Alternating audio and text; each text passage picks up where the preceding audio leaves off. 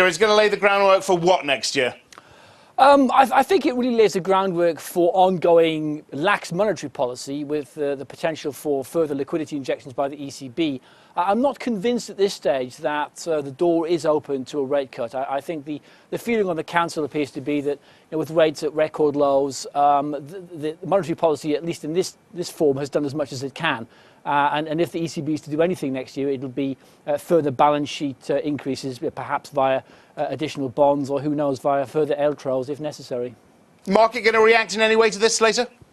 I doubt it. I mean, I think that it's pretty well accepted for the moment that the ECB is on hold. And the fact that the ECB is likely to slash its outlook for next year comes as no surprise to anybody, because I think most of us have a pretty downbeat view of prospects for 2013.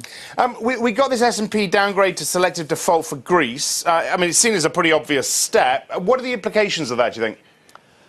Well, I think it really says that the ratings agencies are, beginning to realise that there will have to be a lot more debt write-downs in Greece. Again, I don't think that's anything new.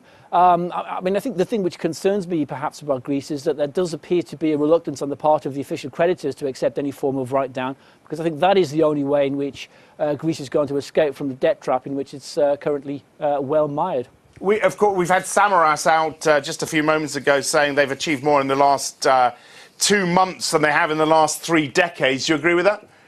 Well, I think I might be pushing it a little bit, but I think it is fair to say that the Greek government has put in place a huge amount of fiscal tightening. The IMF, I think, has recognised this all along, but it's just not enough. I mean, fiscal tightening is not the way to get out of this current state. It's going to be significant degrees of debt write-down, debt forgiveness, because without that, we're going nowhere. And just to finish up, Bank of England as well, of course, today. We've had the autumn statement yesterday. When does the UK lose its AAA, do you think?